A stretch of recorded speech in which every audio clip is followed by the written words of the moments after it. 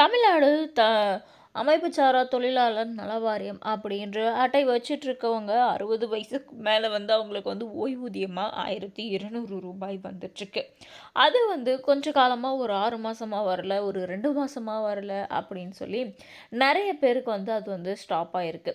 அது ஏன் ஸ்டாப் ஆகிருக்கு அப்படின்னு பார்த்தீங்கன்னா, நம்மள இன்னும் உயிரோடு இருக்கோமா இல்லையோமா அப்படின்ற ஒரு சந்தேகத்தினால தான்.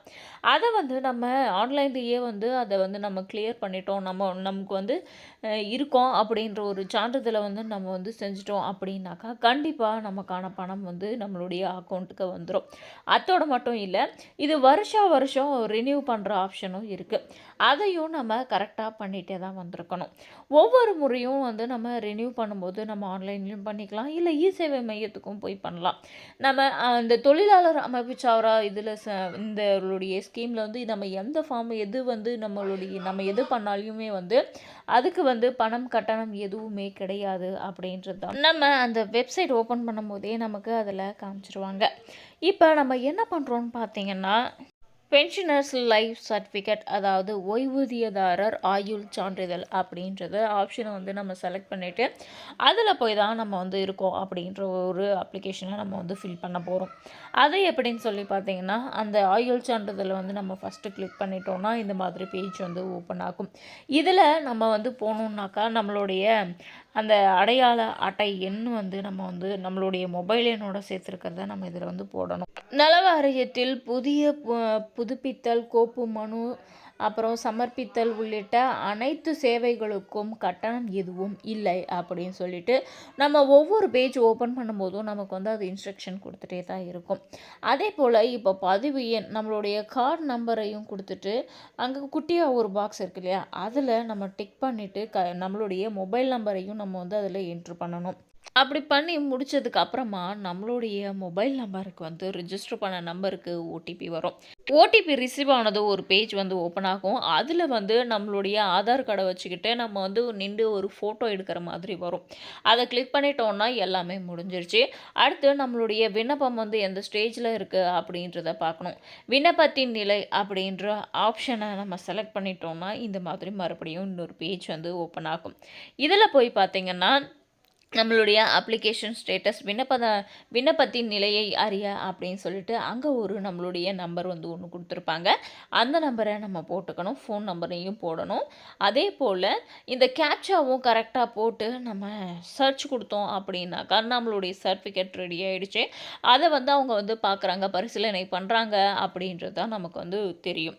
இதுக்கப்புறமா கண்டிப்பாக நம்ம நம்மளுடைய லைஃப் சர்டிஃபிகேட்டை நம்ம சமர்ப்பிச்சிட்டோம். இதை அவங்க வெரிஃபை பண்ணிவிட்டு கண்டிப்பாக நம்மளுடைய அக்கௌண்ட்டுக்கு பணத்தையும் போடுவாங்க. இன்னும் கார்டுக்கு அப்ளை பண்ணலை, இன்னும் நான் புதுசாக கார்டே ஓப்பன் பண்ணலை அப்படின்றவங்க அதையும் ஆன்லைன் மூலமாகவே ஃப்ரீயாகவே நம்ம கார்டை அப்ளை பண்ணிக்கலாம். அதாவது click here for new registration அப்படின்னு சொல்லி மேலே வந்துட்டுருக்கு. அந்த ஆப்ஷனை நம்ம கிளிக் பண்ணோம்னா நமக்கு சில பல டாக்குமெண்ட்ஸ் எல்லாம் கேட்கும். அதை பற்றி நான் அடுத்தடுத்து சொல்கிறேன். இப்போ இங்கே பார்த்தீங்கன்னா, click hair to apply scooter subsidy for the platform based kick workers அப்படின்னு சொல்லியிருக்கு. இதை பற்றி தெரிஞ்சுக்கணும், இந்த மாதிரி ஸ்கூட்டர் சப்சிடியில் நமக்கு கிடைக்குமா அப்படின்னு இன்னும் தெளிவாக தெரிஞ்சுக்கணுன்னா மறக்காமல் கமெண்ட் பண்ணுங்கள், நான் இன்னொரு வீடியோ போடுறேன். இப்போ வாங்க பார்க்கலாம். Click hair for new registration அப்படின்னு ஒரு ஆப்ஷன் இருக்குது. அதில் போய்ட்டு நம்ம கிளிக் பண்ணோன்னா இந்த மாதிரி மறுபடியும் இன்னொரு பேஜ் ஓப்பன் ஆகும். அதில் நமக்கு என்னென்ன டாக்குமெண்ட்ஸ் தேவை, எப்படி தேவை அப்படின்ற ஃபுல் டீட்டெயில்ஸையும் ரொம்ப விரிவாக கொடுத்துருப்பாங்க. அதையும் பார்க்கலாம் வாங்க. அப்படியே கீழே ஸ்க்ரால் பண்ணிகிட்டே வந்தோன்னா விண்ணப்பம் மீண்டும் சமர்ப்பித்தல் வழிமுறைகள் அப்படின்னு சொல்லி ஆப்ஷன்ஸ் கொடுத்துருப்பாங்க. இதில் தான் நம்ம இன்னும் கொஞ்சம் விரிவாக பார்க்க போகிறோம். பணிச்சான்றிதழ், அதுக்கப்புறம் நம்மளுடைய ரேஷன் கார்டு அட்டை, ஆதார் அட்டை, வங்கி கணக்கு முதல் பக்க புத்தகம் அப்படின்னு சொல்லி மொத்தமாக ஒரு 6 ஆப்ஷன்ஸை நம்மளுக்கு 6 ஆவணங்களை நமக்கு கேட்குது. அது என்னென்னு தெளிவாக பார்த்துடலாம் வாங்க. பணிச்சான்றிதழ் வந்து நம்ம கிராம நிர்வாக அலுவலர் அப்படின்னு சொல்லி கொடுத்துருக்காங்க. பதிவு செய்யப்பட்ட ஒப்பந்ததாரர் நம்ம வந்து எந்த கீழே யாருக்கு கீழே வந்து வேலை செய்கிறோம் அப்படின்னு சொல்லிட்டு அவங்க வந்து நமக்கு வந்து ஒரு சர்டிஃபிகேட் கொடுக்கணும். அது பணிச்சான்றிதழ் அப்படின்னு சொல்லுவாங்க. அதை வந்து நம்ம வந்து வாங்கிக்கணும். அதே போல் அடையாளச் சான்றிதழ், ஓட்டுநர் உரிமம் அப்படின்றதையும் நம்மளுடைய அடையாளச் சான்றிதழாக அதில் கொடுக்கலாம். அதுக்கு அடுத்து 3வது பார்த்திங்கன்னா குடும்ப அட்டை. நம்மளுக்கு ரேஷன் கார்டும் வந்து நம்ம கட்டாயம் இருக்கணும். ஏன்னா இந்த கார்டு அப்ளை பண்ணுறோன்னா கண்டிப்பாக ரேஷன் கார்டு இருக்கணும். அதுக்கு அடுத்து வந்து 4வது ஆப்ஷன் பார்த்திங்கன்னா வங்கி கணக்கு புத்தகத்தின் முதல் பக்கம் அப்படின்னு சொல்லி இருக்கும். அதையும் நம்ம வந்து எடுத்துக்கணும். நம்ம வந்து அதையும் வந்து போடணும். நம்மளுடைய பேங்க் அக்கௌண்ட் எந்த அக்கௌண்ட் வந்து ஆதார் கார்டோடு இணைச்சிருக்கோ அந்த அக்கௌண்ட் டீட்டெயில்ஸை வந்து நம்ம வந்து இதில் கொடுக்கணும். 5வது ஆப்ஷன் பார்த்திங்கன்னா ஆதார் அட்டை. 6வது ஆப்ஷனுக்கு வந்தோன்னா வாரிசாக பரிந்துரைக்கப்படுபவர் ஆவணம் அப்படின்னு சொல்லி இருக்கும். திருமணத்திற்கு பிறகு பரிந்துரைக்கப்பட்டவர்கள் குடும்ப உறுப்பினராக இருக்க வேண்டும் மற்றும் குடும்ப அட்டை துணை ஆவணமாக இருக்க வேண்டும், அல்லது திருமணத்திற்கு முன் பரிந்துரைக்கப்பட்டவர்கள் குடும்ப உறுப்பினராக அல்லது குடும்பத்திற்கு வெளியே உறுப்பினராக இருக்க முடியும். எனவே பரிந்துரைக்கப்படுபவரின் தொழிலாளர் உறவு சம்பந்தப்பட்ட ஆவணம் பதிவேற்றவும் அப்படின்னு சொல்லியிருக்கு. இந்த மாதிரி மொத்தம் 6 ஆவணங்கள் வந்து கேட்கும்.